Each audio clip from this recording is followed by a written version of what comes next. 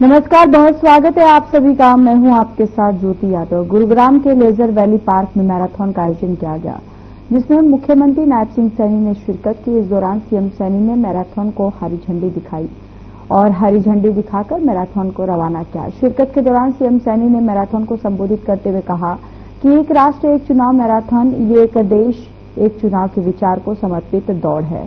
यह दौड़ प्रधानमंत्री नरेंद्र मोदी के एक देश एक चुनाव के सपने को साकार करने और परिवर्तन की दिशा में एक महत्वपूर्ण कदम है। दौड़ का ये मुख्य उद्देश्य आयोजन वन नेशन वन इलेक्शन, एक देश एक चुनाव के महत्वपूर्ण विचार को ये समर्पित है। यह सिर्फ एक आध दौड़ नहीं है, बल्कि परिवर्तन की दिशा में एक महत्वपूर्ण कदम है, एक संकल्प है, एक आंदोलन है।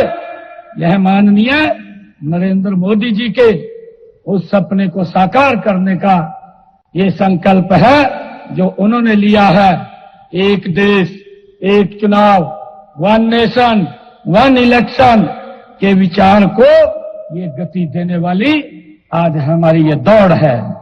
यह विचार केवल प्रशासनिक सुविधा का ये मुद्दा नहीं है, यह भारत की लोकतांत्रिक चेतना को और अधिक सशक्त करने का एक प्रयास है।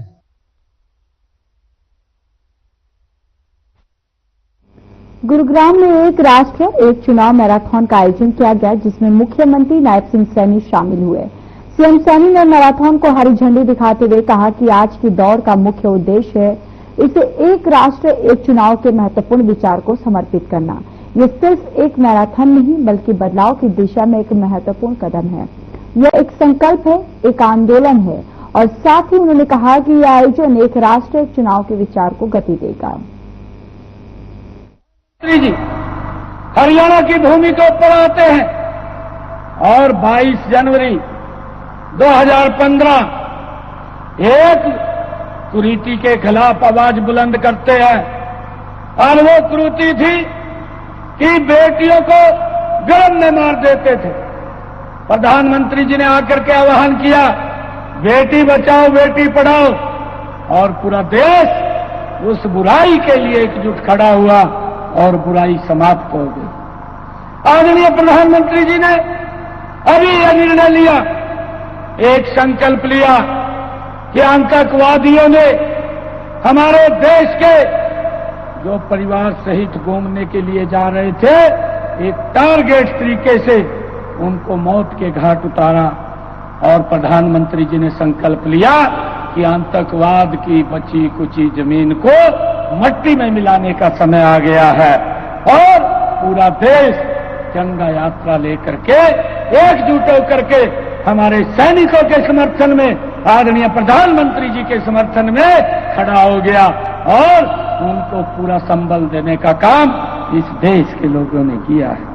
भाइयों, ये वन इलेक्शन वन नेशन, ये भी एक मिशन को लेकर के आज हम यहां एकत्र हुए हैं। जब भी कोई बड़ा मिशन होता है, पूरा देश एकजुट होता है, और जब पूरा देश एकजुट होता है तो उसका सुधार हो जाता है। ये बड़े लंबे समय से भाइयों जो आज का आयोजन है, ये आयोजन ये फिटनेस के लिए नहीं है, यह फ्यूचर के लिए है। भाइयों, हमने आगे क्या करना है, आगे कैसे चलना है, ये उसके लिए आज का आयोजन है।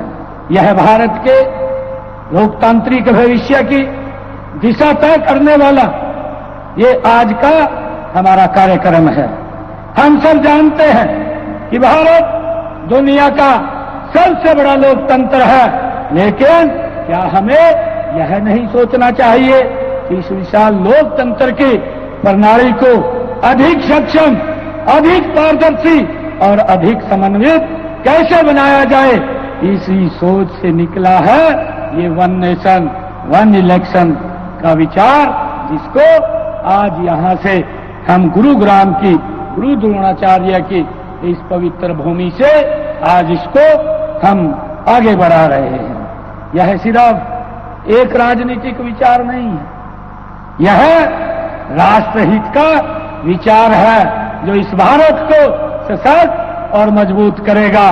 जो आदरणीय प्रधानमंत्री जी ने सपना देखा है 2047 तक हमने इस राष्ट्र को सशक्त और मजबूत करना है। हरियाणा के मुख्यमंत्री नायब सिंह सैनी ने रविवार को अपने गुरुग्राम दौरे के दौरान जनसंपर्क और सहजता की एक अनूठी मिसाल पेश की है। आपको बताते चले कि कार्यक्रम से लौटते समय उन्होंने बीच रास्ते पर काफिला रुकवाया और स्थानीय युवाओं के साथ खुले मैदान में क्रिकेट खेला। दरअसल CM Saini Leisure Valley parking में आयोजित एक राष्ट्र एक चुनाव विषय कार्यक्रम से लौट रहे थे, तभी राजीव चौक के पास उन्होंने क्रिकेट खेलते हुए युवाओं को देखा और खुद रुकने की इच्छा जताई। युवाओं के आग्रह पर उन्होंने बल्ला थामा, यानी कि खुशी खुशी उन्होंने बल्ला थामा और वहीं सीएम के साथ कैबिनेट मंत्री राव नरबीर सिंह, खेल राज्य मंत्री गौरव गौतम और बीजेपी प्रदेश अध्यक्ष मोहनलाल कौशिक ने भी मैदान में बल्ला और गेंद थामकर खेल का आनंद लिया।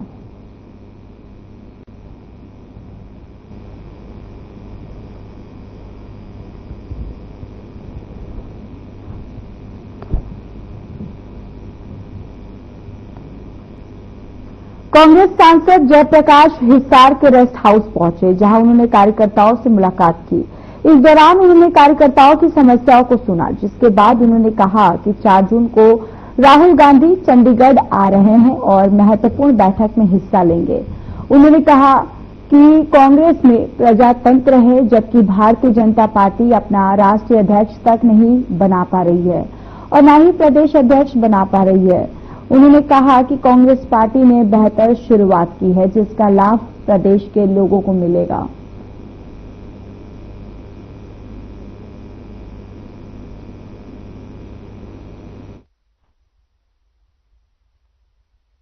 देखिए, राहुल जी का जहां तक मुझे ज्ञान है, पार्टी के संगठन बनाने के लिए एआईसीसी की तरफ से ऑब्जर्वर आ रही है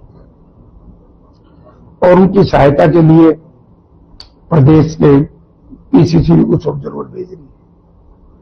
तो राहुल जी उन सबको बताएंगे वे कैसे है, क्या करना है, क्या नहीं, और प्रदेश के कुछ नेताओं से मिलेंगे। तो अच्छी शुरुआत है, क्योंकि कांग्रेस पार्टी में प्रजातंत्र है, इनकी तरह नहीं है बीजेपी वालों की तरह कि तो मुख्यमंत्री भी पर्ची में काट है। बीजेपी में किसी नेता की आज के दिन कोई हैसियत नहीं। आप ये देखिए कांग्रेस पार्टी कितना बढ़िया सिस्टम से अपना संगठन बना रही है और बीजेपी ने 1 साल पहले कहा था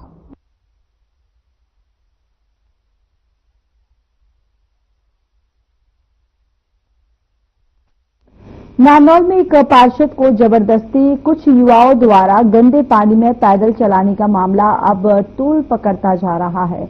इस मामले को लेकर नगर परिषद के सभी पार्षद एकजुट हो गए। पार्षदों ने नगर परिषद में बैठकर इसका विरोध जताया, तो वहीं एएसपी कार्यालय जाकर आरोपियों के खिलाफ मामला दर्ज करने के लिए एक शिकायत पत्र भी एसपी को दिया गया है, जिससे शहर के सभी पार्षदों और चेयरपर्सन के साइन हैं।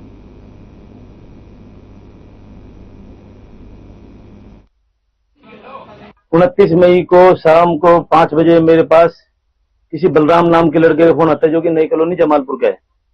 तो 3 बार उसके फोन आया, मैंने उठा पाया, मेरी थोड़ी तबीयत खराब थी और अंडरवियर बनियान में थोड़ा लेट रहा था दवाई गोली लेके। तो मैंने रिटर्न फोन किया उनके पास, तो वो बोले हम आपके घर आ रहे हैं। वो और एक बंदा उसके साथ मेरे घर पे आते हैं और मुझे जबरदस्ती कपड़े तक मुझे पहनने नहीं दिए। जबरदस्ती करके मैंने वो लोअर होता है वो पहना। उसके बाद मुझे नई कॉलोनी जमालपुर में ले गए, वहां मुझे गंदे पानी में चलाया गया।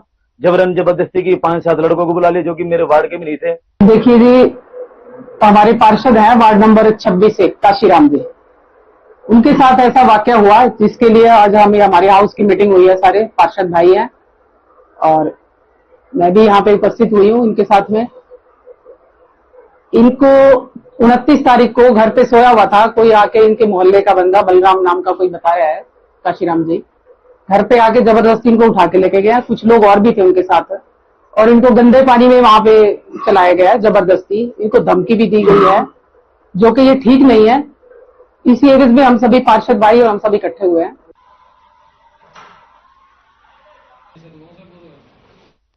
कोविड को लेकर झज्जर स्वास्थ्य विभाग भी पूरी तरह से अलर्ट मोड पर है। झज्जर नागरिक अस्पताल में Covid deputy director doctor Suresh पहुंचे और कोविड संबंधित व्यवस्थाओं का जायजा लिया। अस्पताल में निरीक्षण के दौरान डिप्टी डायरेक्टर ने सभी डॉक्टर्स की एक बैठक की ली है और आवश्यक दिशा निर्देश भी दिए हैं। जिले में अब तक 15 के रैपिड टेस्ट किए जा चुके हैं, जिनमें सभी की रिपोर्ट नेगेटिव आई है।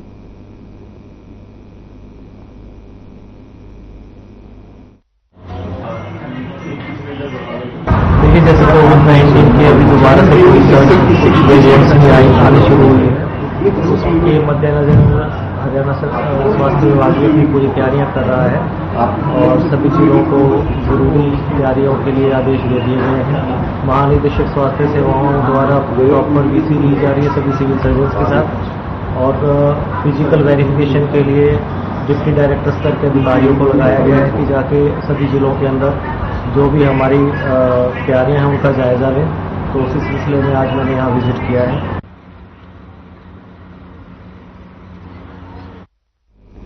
फरीदाबाद में स्वच्छता पखवाड़ा की शपथ ग्रहण कार्यक्रम के साथ शुरुआत हो गई। बताते चले कि महापौर प्रवीण बत्रा जोशी ने सभी अधिकारी, पार्षदों और कर्मचारियों को स्वच्छता के प्रति शपथ दिलाई। इस अवसर पर उन्होंने सभी अधिकारियों और कर्मचारियों से अपील की है। साथ ही कहा कि इस स्वच्छता पखवाड़े को सफल बनाने के साथ साथ पूरे फरीदाबाद शहर को इंदौर जैसा स्वच्छ शहर बनाने में मदद करे। अपने शहर को स्वच्छ बनाने का हमारा दायित्व है।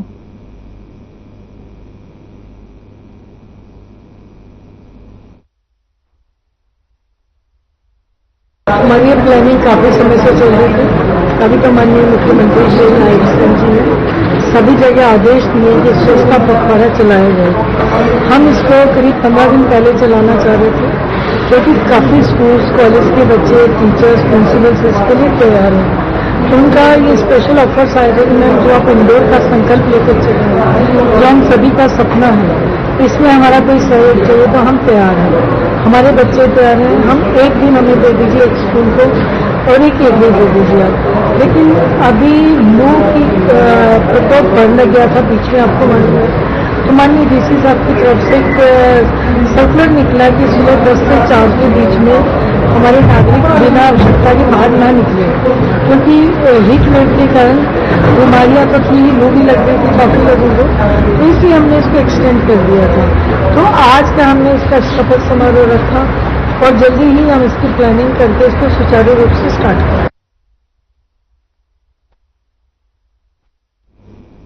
फरीदाबाद के नेचुरोपैथी डॉक्टर विश्वरूप रॉय चौधरी अपने वक्तव्य और कटु बातों में हमेशा से मशहूर रहे हैं।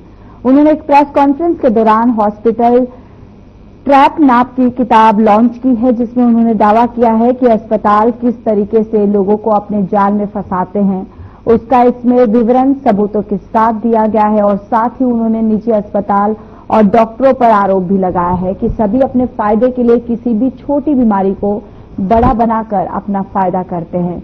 कोविड के समय भी एक बड़ा स्कैम बताते हुए कहा कि स्कैम की शुरुआत कोविड टेस्ट के समय से शुरू हो जाती थी और अब अस्पताल तीसरी बार स्कैम करने की तैयारी शुरू कर चुके हैं।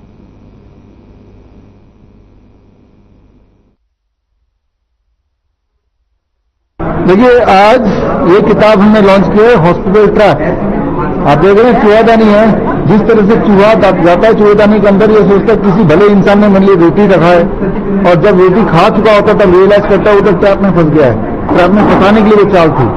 ठीक इसी तरह से जब हॉस्पिटल जाते हैं तो आपको लगता है कि कोई बड़ा इंसान मुझे डायग्नोस्टिक के लिए बोल रहा है, बायोप्सी बोल रहा है, पेट स्कैन बोल रहा है, मेमोग्राम बोल रहा है, एंजियोग्राम बोल रहा है।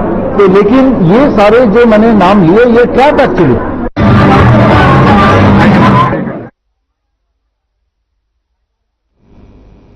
बाडा, झोलू कला, अटेला में दर्जनों बिजली के पोल टूटने की जानकारियां मिली और आंधी और फिर बारिश के कारण नहरों, सड़कों और खेतों में खड़े पेड़ भी टूट गए। आंधी की चपेट में आने से कई जगह खंभे टूट गए तो वहीं कई जगह बिजली आपूर्ति लाइन भी टूटकर जमीन पर बिछ गई। इस क्षेत्र में बिजली आपूर्ति बाधित हो गई। डॉक्टर चंद्रभान श्रीराम ने बताया कि इस वर्षा से खरीफ की मुख्य फसलों जैसे कपास, सब्जियां, बागवानी इत्यादि में बहुत फायदा होगा।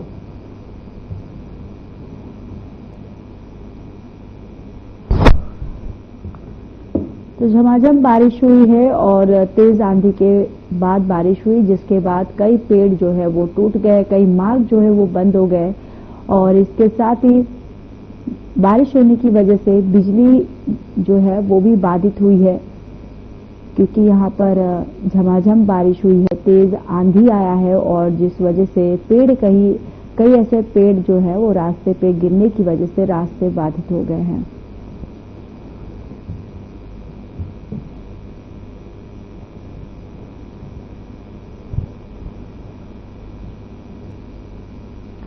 झज्जर में दो कारों के बीच टक्कर हो गई और हादसे में एक कार चालक की मौत हो गई है। मृतक की पहचान झज्जर के गांव बाजितपुर निवासी सोहित के तौर पर हुई। हादसे के बाद पिकअप गाड़ी चालक मौके से फरार हो गया। इस बारे में पुलिस ने आरोपी पिकअप गाड़ी चालक के खिलाफ लापरवाही से गाड़ी चलाने का मामला दर्ज कर उसकी गिरफ्तारी के प्रयास जो है वो तेज कर दिए हैं। बताते चले कि मृतक सोहित दूध बेचने का काम करता था और हादसे के दौरान भी वह इको गाड़ी से दूध लेने के काम पर ही गया था। हादसे की जानकारी देते हुए दुजाना थाना के एएसआई रविंद्र ने बताया कि उनके पास दुजाना के पुल के पास एक सड़क हादसे की सूचना आई थी, जिसके बाद पुलिस मौके पर पहुंची और घटना का स्थल का जायजा लिया है।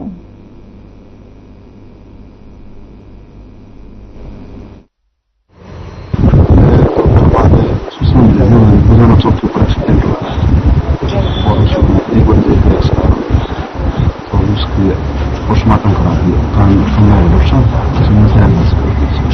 अच्छा, जो पिकअप ड्राइवर था वो फरार है या पिकअप चालक नहीं मिला है, पिकअप गाड़ी में अकेला ही था उसमें? वो कौन पिकअप वाला?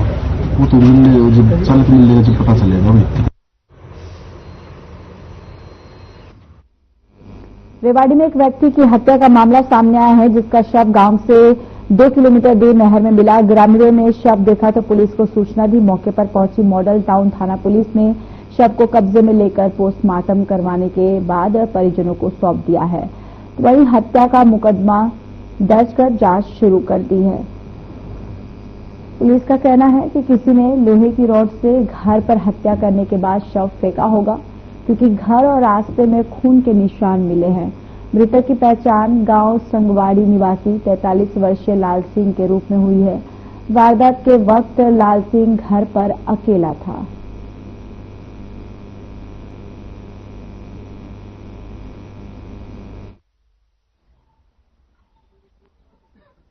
आज सूचना मिली थी कि लाल सिंह सन ऑफ पावर सिंह गांव संगवाड़ी का मर्डर हो गया।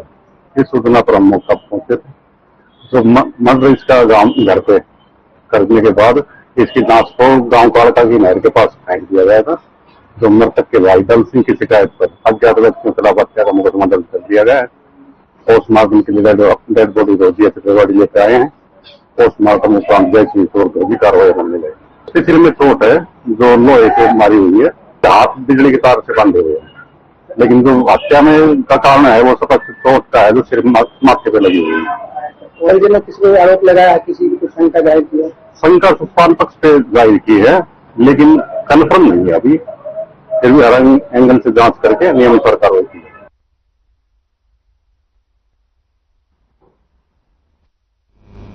गुरुग्राम में शनिवार को छोटी माता मंदिर के पास रंजिश के चलते झगड़ा हो गया, जिसमें कुछ बदमाशों ने दूसरे पक्ष पर लाठी डंडों से हमला कर दिया। इतना ही नहीं, गोली मारने की नीयत से 2 राउंड फायर भी किए हैं। राहत की बात तो ये रही है कि फायरिंग में किसी को भी गोली नहीं लगी, लेकिन 8 लोग हमले में घायल हो गए हैं और सभी पीड़ितों को इलाज के बाद डिस्चार्ज कर दिया गया है। शिकायत पर पुलिस थाना सेक्टर 5 गुरुग्राम में संबंधित धाराओं के तहत मामला दर्ज कर लिया है। पुलिस ने आरोपियों की पहचान भी कर ली है।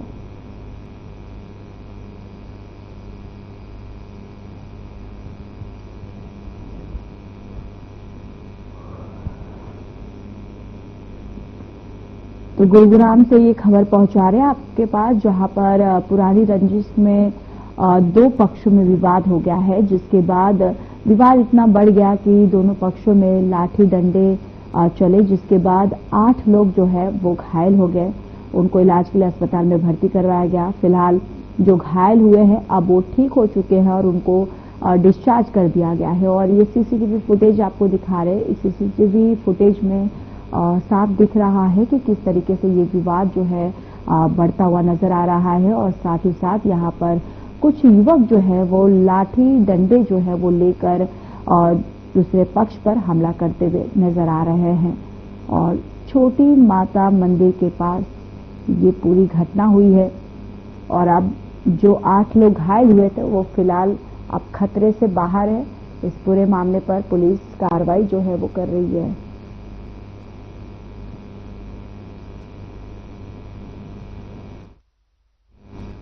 फतेहाबाद जिले में सीएम फ्लाइंग टीम ने शनिवार को डेयरी पर रेड की। किरधान के इस डेयरी पर अवैध रूप से चिलिंग प्लांट चलाता हुआ मिला और सीएम फ्लाइंग टीम ने मौके से करीब 7,500 लीटर दूध और 135 किलो मिल्क पाउडर बरामद किया है।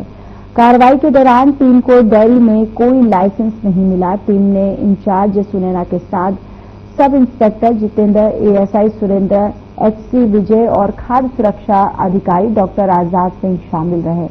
टीम ने मौके से दूध और मिल्क पाउडर के कई नमूने एकत्रित किए, जिन्हें जांच के लिए लैब भेजा गया।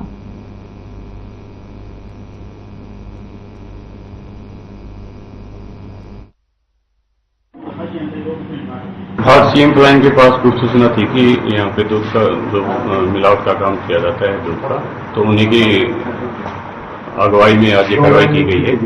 और यहाँ पे लगभग 2.5 लीटर दूध टैंकर से सैंपल लिया गया है और मिल्क टैंकर जो सप्लाई करता है उसे भी दूध सैंपल लिया गया है।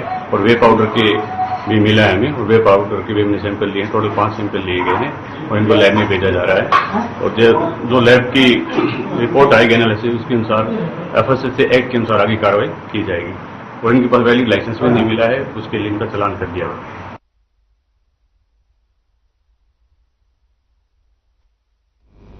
तो शाम में काफी दिनों से पड़ रही भीषण गर्मी के बाद मौसम का मिजाज बदल गया है और आसपास में काले बादल छाए और बारिश शुरू हो गई। तो वही बारिश होने के बाद मौसम काफी खुशनुमा सा हो गया। बताते चले कि इस बारिश से जहां लोगों को गर्मी से राहत मिल रही है, तो वहीं फसलों को भी काफी फायदा होगा।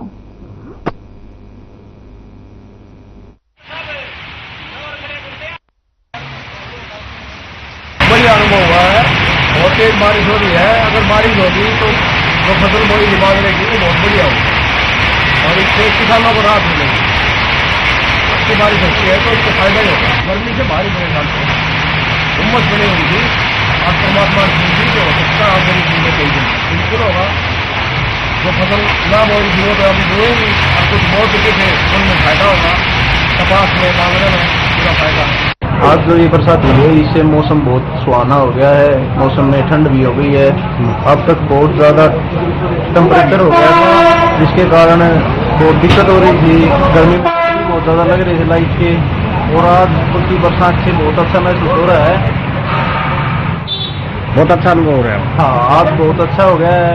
कुछ मौसम में ठंड हो गई है, नहीं तो गर्मी से बहुत बुरा हाल था।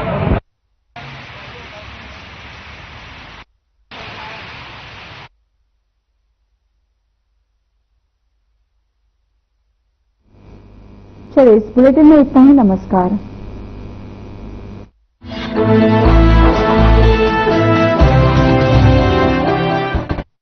क्या